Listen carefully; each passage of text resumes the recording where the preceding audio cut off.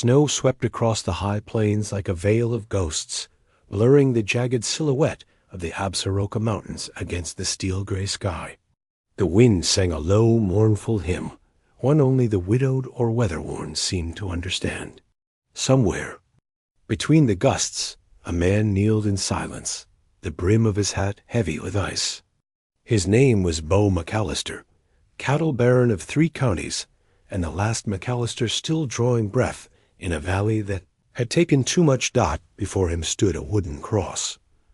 The name carved into it had grown soft with time and storm. Clara McAlister, beloved wife, taken by fever in the spring of '83, when the earth was still stubborn with frost and the doctor had arrived a day too late. Beau hadn't wept at the funeral, nor since. Instead, he worked, drove men like cattle, buried himself in herding charts, froze out grief with routine and winter whiskey. But the silence on the ranch had grown louder each season. He was losing more than his wife. Now he was losing his hold on everything she'd loved. He pulled a piece of folded paper from his coat. The ink was thick and uneven, a product of cold fingers and a reluctant heart. It read, "Help wanted. Cook for McAlister Ranch. Room and board. Fair pay. Discretion expected. Must withstand solitude, storms, and silence." He had sent the notice to every outpost and rail town from Miles City to Billings. The ranch hands had long stopped asking why he didn't just hire another man. Beau hadn't answered. Maybe he didn't know. Maybe he just needed someone who didn't remind him of himself. 2 weeks later, 2 states away, a young woman stared at the same paper, nailed to the weather-beaten post of a general store porch. Her name was Evelyn Harper. Her coat was too thin, her shoes nearly worn through, and her daughter's 7-year-old Lottie stood behind her like a shadow. "Montana's a long way," the shopkeeper said as he swept snow from the steps, "and colder than most places. You sure?" Evelyn didn't answer. Her fingers clutched the post. Lottie tugged at her sleeve. "Will there be horses, Mama?" The girl asked. Evelyn nodded faintly. "Yes, baby, horses, big ones." Her voice was dusted with the South, softened by grief. Her husband, a brakeman on the Union Pacific, had died when a coupling snapped outside Laramie. The rail company sent a telegram and half a pension. That winter, Evelyn sold what was left of their belongings, bought a mule, and loaded what she could into a wagon. Lottie carried a ragged doll with button eyes. Evelyn carried the rest. They left that afternoon. By the time they crossed into Montana territory, the mule had died, and they were riding a stagecoach filled with oilskin traders and heavy silence. Evelyn said little, but her eyes held firm. She wasn't running from anything. She was running to something, though she hadn't yet named what. The McAlister Ranch appeared just past dawn on the 7th day. The land stretched wide and bare, like the pages of a story not yet told. Wooden fencing stood in rigid lines across frost-bitten pasture. Smoke curled from the bunkhouse chimney. Cattle wandered like ghosts in the distance. And standing on the porch of the main house, arms crossed, eyes sharp, stood Beau McAlister. He squinted at the wagon as it approached. The shape beside the driver wasn't a man, but a woman, small, straight-backed, bundled in a faded green cloak. And beside her, barely visible beneath the folds, a child. They climbed down slowly. The snow crunched beneath their boots. "You're not what I posted for," Beau said flatly, eyes moving from Evelyn to Lottie. "No," Evelyn said, her voice even. "But I'm what answered." Beau stared at her. Her chin didn't tremble. Her eyes didn't plead. She stood like someone who had buried a husband without anyone to help her dig. Lottie peeked out from behind the cloak. Beau looked down and back up at Evelyn. "You have experience?" "I can cook, clean, mend, Sioux hunt, ride, and pray," she said. "I don't drink." "I don't lie," and I don't scare easy. You'll be staying in the old schoolhouse, he said. Clara used it to teach the ranch hands' kids. It's been empty for years. That'll do. He motioned to a ranch hand to help with her bags. Lottie followed Evelyn wordlessly, one hand in her mother's, the other clutching her doll. That night, Evelyn lit a fire in the schoolhouse stove and unpacked 3 dresses, 2 quilts, a tin box with photographs, and a frying pan she refused to part with. Lottie curled up on a straw mattress, eyes wide and silent. Mama? Yes, baby? Is this home now? Evelyn didn't answer right away. She pulled the quilt tighter around her daughter, stared out at the frozen land. We'll make it one. The days passed with cruel efficiency. Evelyn woke before dawn, kindled the fire, and fed the ranch hands by sunup. Her hands blistered peeling potatoes and scrubbing hands, blackened by years of neglect. She salted meat, baked biscuits that didn't crumble, and made coffee strong enough to scald the sleep out of a man. The hands grumbled at first newcomers were rarely welcome, but none went hungry, and none could deny the warmth she brought to a house that had been cold long before the frost came. Beau watched in silence.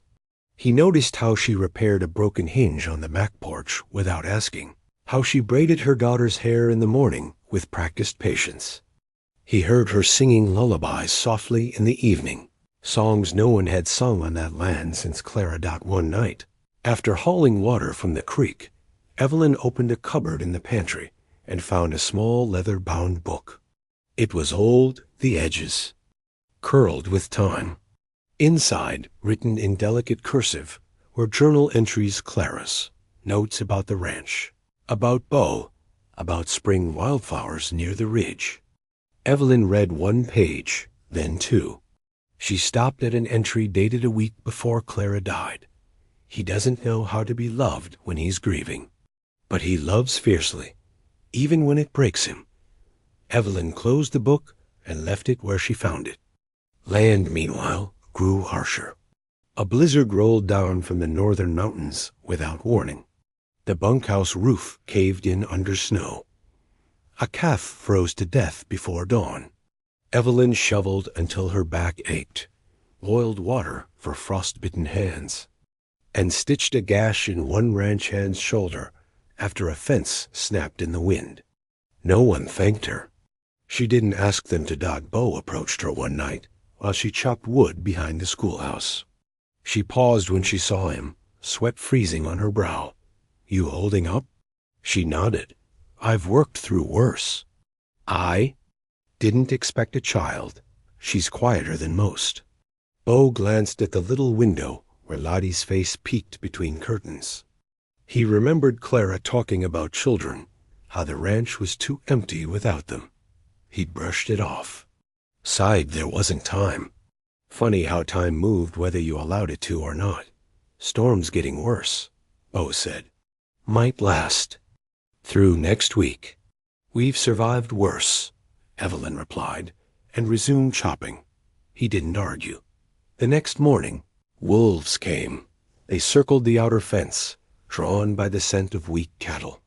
The hands took rifles to the perimeter, but it was Evelyn who grabbed a lantern and ran toward the pasture when she heard the panicked bawling. Get back inside, Beau shouted, chasing after her. They're after the calves. She didn't stop. Flames flickered wildly in the lantern glass as she leapt the fence, skirts catching on wire.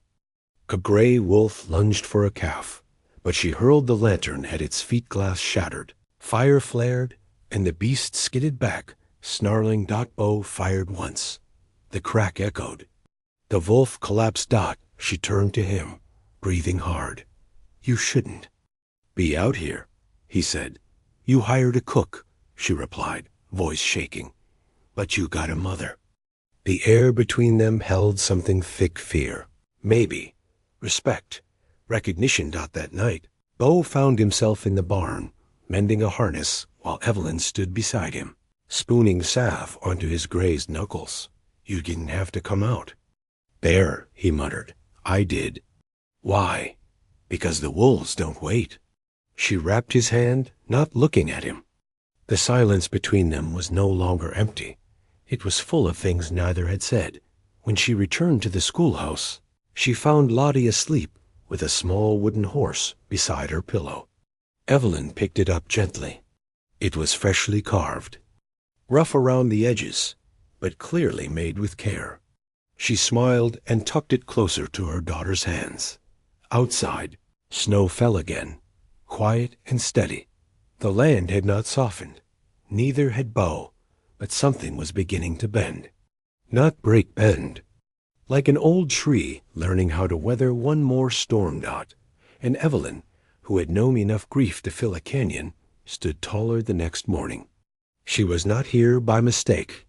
She was not what he posted for, but she was exactly what the land had called for, and sometimes the land knows better. The sun rose blood orange over the ridgeline, but it brought no warmth. Frost clung to the fence posts like old secrets, and the stillness that blanketed the McAlister ranch was the kind only winter and grief could forge. Evelyn moved quietly. Through the morning, stacking firewood, stirring oats, boiling coffee that bit the tongue. Her hands, rough from wind and work, trembled slightly as she ladled food into tin bowls. The ranch hands came and went like shadows. Some nodded.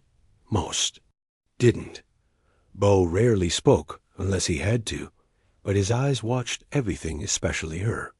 He noticed how she smoothed her daughter's hair in the doorway, how she slipped an extra biscuit into the pocket of a boyish ranch hand with cracked lips and a stitched shoulder. She moved like someone trying to prove her place in a world that kept trying to tell her she didn't have one. Lottie sat near the fire, drawing horses in the ash with a twig. She didn't talk much, not since the night of the wolves. Evelyn didn't push her. There were silences that needed time, not questions. And yet, that silence, like the snow, was beginning to pile up. That night, a scream shattered the hush dot. It came from the southern fence, sharp and short. Evelyn dropped the tin plate in her hands and ran, skirts hiked, breath freezing in clouds. She reached the edge of the corral to see two ranch hands driving off wolves with flaming torches. The beasts were bigger this time, bold with hunger, their ribs showing like drawn bows. One calf was already down, another bleeding and staggering. She didn't wait. She grabbed a pitchfork, waded into the fray, and shouted until her throat burned. The wolves hesitated. Then a gunshot cracked Beau, emerging from the dark with his rifle, calm as stone.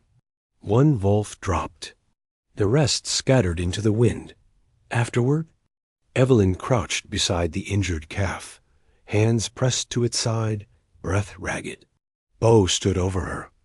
I told you not to come out during these attacks. You think I'll sit inside while they tear apart what feeds us? She spat, eyes blazing. I've known hunger. You can't fight it from a porch. Beau studied her. The firelight danced across her face, revealing the tired set of her jaw, the fine tremble in her lower lip. Not fury. A different kind. Of strength, not the loud kind. The enduring kind. You could have been killed. But I wasn't. The next morning, Evelyn found Lottie drawing again, this time wolves. Their eyes were red. One had a scar across its snout.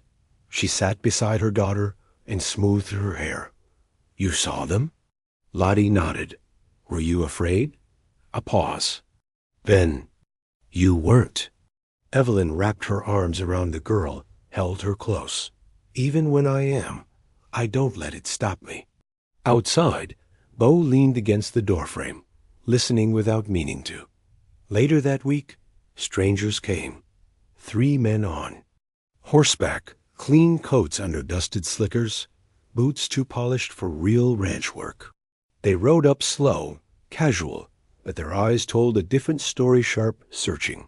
Beau stepped off the porch with his rifle slung easy but visible. Evelyn, watching from the window, still dot the leader, a thick-jawed man with a crooked nose. Tipped his hat with a sneer. "Gordon Braddock sent us. Wants a word about your grazing rights."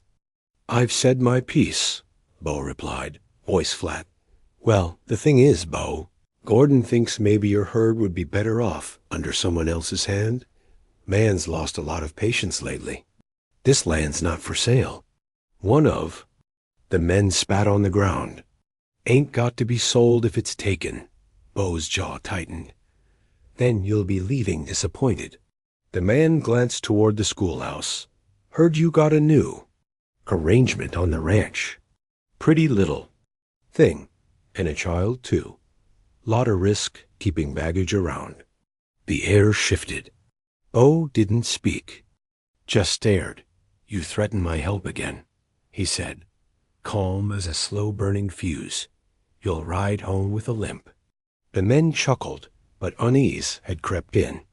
They turned their horses, muttering Dot as they disappeared into the distance. Evelyn stepped out, arms crossed. "Friends of yours?" "No. They looked at me like I was property. You're not. I'm aware." Their eyes met. There was no apology in either, only a mutual understanding. Something darker was coming, and neither of them could afford to be soft. That night, Evelyn made stew thick with spice and silence. Beau ate without comment, but his hand lingered a moment longer on the table before he stood. Lottie had taken to watching him, as if measuring him in pieces. She asked Evelyn quietly one evening, "Does he miss her?" Evelyn didn't need to. Ask who her was. "Yes," she said softly. "Every day." Lottie thought for a long while before answering. "He's like the mountains." Evelyn blinked. "What do you mean?" "Hard, but they keep the sky up." Evelyn kissed her daughter's forehead and didn't correct her. The days folded into one another. Cold mornings, hard work, fewer wolves. Tension clung to the walls like smoke, but it was manageable until the night Beau found the man at the fence line. It was nearly midnight when he heard the wire rattle. He grabbed his rifle, stepped outside, and followed the sound. Near the west pasture, under a moonlit sky, lay a man slumped, bleeding, arrow in his side. Beau knelt, wary. The man was native Bannock, or Shoshone. It was hard to tell in the dark. He groaned faintly, not from fear, but pain. Blood soaked his side, steaming against the snow. Evelyn heard the knock on the schoolhouse door and opened it to see Beau carrying the wounded stranger across his back. "I need your help," he said simply. She didn't ask questions. She pulled blankets from the cot, boiled water, and tore a clean underskirt into bandages. They worked in near silence, only Lottie whispering softly in the corner, eyes wide. "He's Bannock," Beau said eventually. "I think. Caught an arrow. Probably from a settler ambush. They're hunting him? Maybe." They didn't speak again that night. The man didn't wake until morning. When he did, his eyes were sharp, assessing. He said nothing, just watched. Evelyn offered him water. He drank slowly, never taking his gaze off her. Days passed. The man who finally gave his name as Toma spoke little. He didn't smile, but he began to move, despite the wound. He gathered wood, mended a torn gate, fixed a leather bridle Beau had thrown aside in frustration.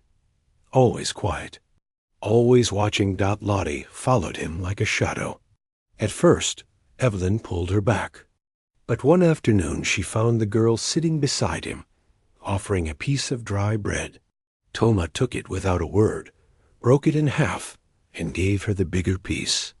Then, from his pouch, he drew a small pendant carved from bone-shaped like a feather and tied it to a string. "For wind," he said simply, hanging it around her neck. Evelyn thanked him with her eyes. Toma nodded once. He became part of the ranch slowly, like a piece of the land rediscovered. The hands said little. They'd seen enough blood to know not to question survival when it showed up on your doorstep. One evening, Beau joined Evelyn. By the fence. They watched the sun dip low, the sky bruised with lavender and coal. "He's not what I expected," Beau said. "Neither am I." He looked at her. "You regret coming?" "I regret waiting so long to leave the last place." He nodded. They stood in silence. Then, quietly, Beau said, "Clara wanted children. I was afraid. Afraid it would change everything." Evelyn didn't look at him. "It does." "And it doesn't. It just changes you." He let the silence settle. "I see her sometimes," he murmured. "Not in dreams. In the way the light falls on the kitchen table. In how you pour coffee. In Lottie's laugh." Evelyn turned. "That frighten you?" "No. It reminds me I still feel something." The wind kicked up then, cold and sharp. But neither of them moved. That night, Evelyn found a note in the schoolhouse. Folded once, simple handwriting. "Your hands remind me." Of hers. Strong, steady, forged by fire, not spared from it. No signature. She folded it again and tucked it beneath her pillow. The next morning, the sound of hooves broke the early calm. Beau and Evelyn stepped outside to see Braddock's men. Again, this time with rifles slung openly. No pretense. No negotiation. Beau stepped forward, hand brushing his holster. "This ends now," the leader called. "Not if I end it first." Evelyn stood beside him, shotgun in hand. Toma appeared without a sound. Bow strung, arrow nocked. Men hesitated. Beau raised his voice, steady and strong. "This land isn't for sale. And it's not unguarded. Try me." A standoff. A breath. The leader narrowed his eyes, spat, turned. "We'll be back." "Don't bother," Beau said. "There won't be anything left for you." They rode off into the dark. The air cracked. With tension, the wind picked up. But in that silence that followed, something shifted. Not quite peace, but a shared understanding. This was their land now. Not by birth. By blood.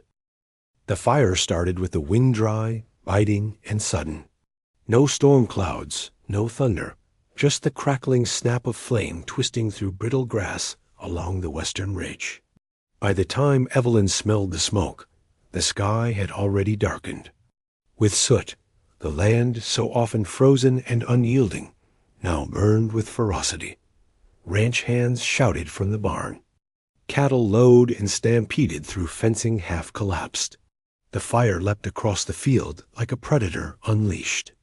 Lottie stood frozen in the schoolhouse doorway, her doll clutched tight against her chest. Evelyn's heart surged with panic. "Lottie! Get inside the root cellar!" She yelled, shoving open the heavy trapdoor behind the house. But the child didn't move. She ran. One of the hands shouted, eyes wide. She went after that little horse of hers into the pasture. Evelyn's legs moved before thought. She raced into the wind, coughing as ash filled her lungs. Flames licked the horizon, casting everything in orange fury. The air roared like a freight train, and her eyes watered from heat and terror. Beau rode out from the bunkhouse, rifle slung, eyes wild. Toma appeared behind him, silent and sure-footed, already moving toward the edge of the flames with a soaked cloth tied across his mouth. "She's out there," Evelyn gasped, pointing through the haze. "Which way?" Beau shouted. "She loves." The creek cart, she might have hidden near it. He nodded once, then turned his horse hard. "Stay here," he yelled, but Evelyn didn't listen. She grabbed a lantern and followed on foot. Ducking beneath smoke. Toma passed her like wind bow across his back, his movements ghostlike. The fire didn't seem to faze him. Evelyn stumbled through the tall grass, calling for her daughter, heart pounding like hooves in her chest. Heat blistered the sides of her face. "Lottie," she screamed, "where are you?" A flicker of movement near the broken cart. A small hand clutching the edge of the wheel. "Lottie," face streaked with. Soot curled into a ball beneath it. Evelyn ran to her, arms wrapping tight as she sobbed into her mother's neck. The child's body trembled with fear. Then came Beau, dismounting just as flames burst behind the cart. He pulled both Evelyn and Lottie up into the saddle, gripping them tightly, turning the horse with a low growl of urgency. Toma ran ahead, leading them through a safer path, guiding by instinct, not sight. When they burst through the smoke wall back into clearer air, Evelyn collapsed to the earth, coughing, weeping, clutching her daughter. Beau fell to his knees beside them, hands shaking. For the first time since Clara's death, his body gave way to something other than control. He put his hand on Evelyn's shoulder. She didn't pull away. The fire burned into the night. They saved what they could: livestock, tools, the bunkhouse, but the western pasture was ash. The land would take years to heal, but they had survived. And survival, Evelyn thought, wasn't just breathing. It was choosing to stay, even when every instinct begged you to run. The next day, the ranch was quiet. The fire smoldered at the edges. Toma sat near the stream, binding his arm with rough cloth. He had taken a burn, deep but clean. Evelyn approached with a tin of salve and crouched beside him. "You saved her," she said softly. "She saved herself," he replied, wincing as she dabbed the wound. "I only showed the way." Evelyn placed a stitched cloth in his hand, a deep red scarf marked with simple embroidery. One word, barely visible in white thread. "Thank you." Toma studied it in silence. Then he tied it around his wrist, nodded, and stood. He looked toward the mountains, then back to her. "I go." Evelyn blinked. "Why?" "My part is done. You could stay." "I don't belong here," he said. "But you do." She wanted to say more, but didn't. Words weren't always the right tool for truth. He reached into his pocket and placed something in her palm, a carved feather pendant like the one he gave Lottie. "For wind," he said again. "You fight like it." She watched him walk until the horizon swallowed him.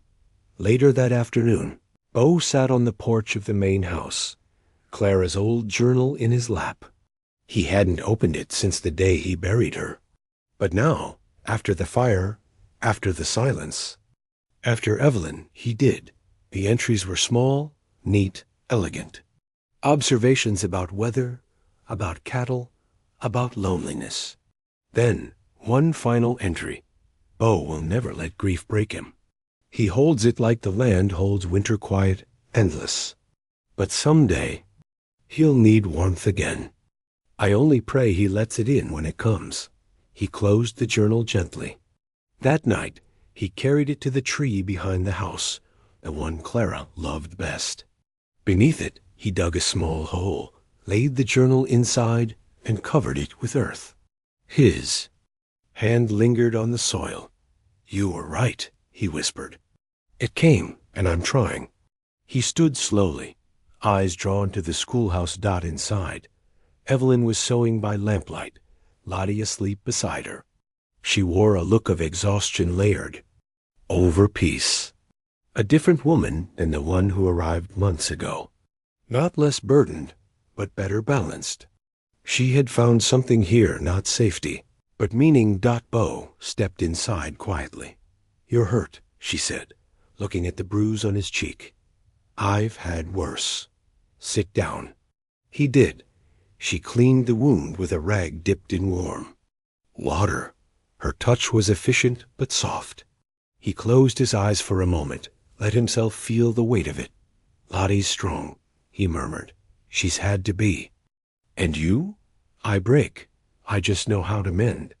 They sat in silence, the fire crackling low. Then Beau reached into his coat and pulled out a small box, wooden, plain, smooth with age. "What's this?" she asked. "It belonged to Clara. I found it in the barn loft last week. She kept letters in it. Photos, pieces of memory."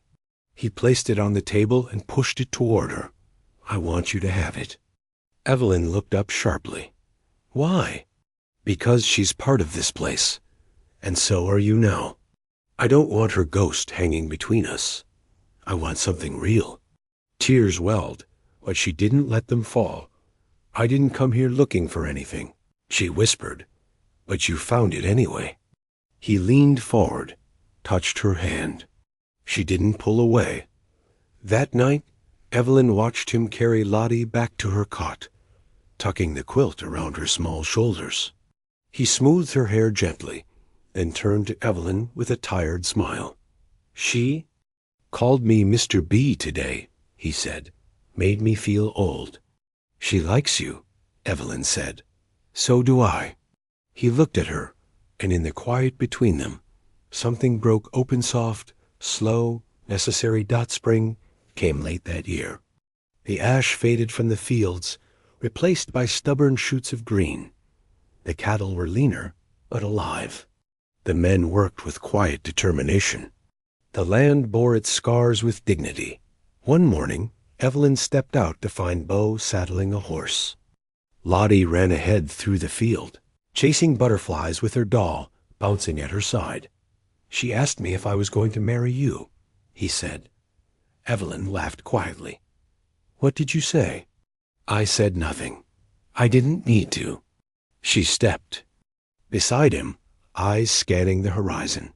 "This wasn't what you posted for," she said. "No," he replied, "but it's what I needed." They stood shoulder to shoulder, watching the land that had nearly taken everything from them, and instead gave them back themselves. The past didn't disappear. It hung in the wind and whispered through the trees. But the future uncertain, flawed, fragile, was something they could finally name together.